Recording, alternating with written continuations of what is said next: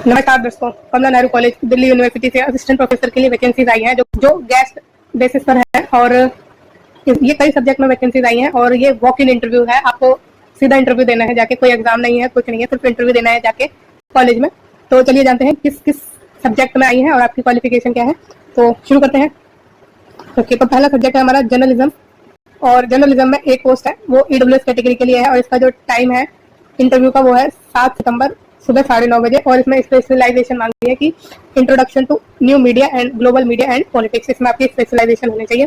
फिर है department history का जिसमें 2 पोजीशन है, दोनों ही एससी कैटेगरी के लिए है और जिसका इंटरव्यू होगा 7 सितंबर को और जो सुबह 11:30 बजे होगा। इसमें भी एक पोस्ट है मेडिवल इंडियन हिस्ट्री स्पेशलाइजेशन के लिए और एक पोस्ट है मॉडर्न इंडियन हिस्ट्री स्पेशलाइजेशन के लिए।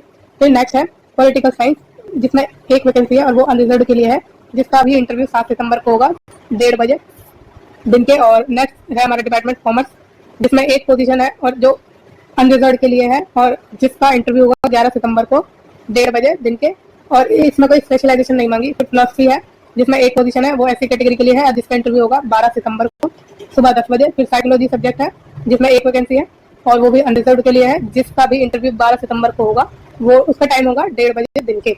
अब नेक्स्ट चलते हैं।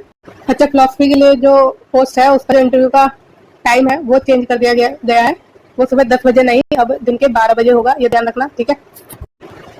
अब जो भी कैंडिडेट रजिस्टर्ड है करंट एकेडमिक सेशन के लिए वो एलिजिबल है अपीयर करने के लिए इंटरव्यू का और टीएडी आपको कोई दिया नहीं जाएगा, आपको रेज्यूमे लेके जाना है अपने साथ और अपने सर्टिफिकेट टेस्टिमोनियल सब कुछ अपना साथ लेके जाना है और जो आपका रिपोर्टिंग टाइम है वो 30 मिनट पहले रहेगा स्केड्यूल टाइम से। अब हम इसकी एलिजिबिलिटी देख लेते हैं, असिस्टेंट प्रोफेसर के लिए क्या एलिजिबिलिटी है। असिस्टेंट प्रोफेसर की जो एलिजिबिलिटी है वो 2 कैटेगरी में इसमें डिवाइड कर दी गई है। तो एक है ए कैटेगरी और एक है बी, जो दोनों ए या बी इनमें से एक आपके पास होनी चाहिए। तो ए की बात कर लेते हैं। आपके पास मास्टर डिग्री हो with 55% marks in concern subject, relevant subject या अलाइड सब्जेक्ट में और साथ ही आपके पास उसी सब्जेक्ट में नेट क्वालिफाइड होना चाहिए जो यूजीसी या सीएसआईआर द्वारा कंडक्ट कराया जाता है, ठीक है।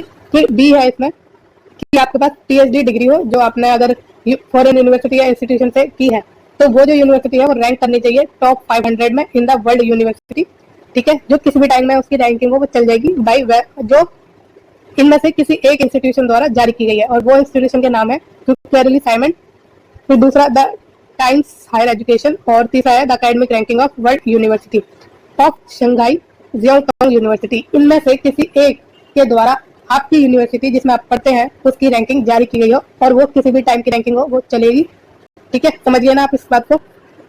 ओके, तो ये है असिस्टेंट प्रोफेसर की क्वालिफिकेशंस।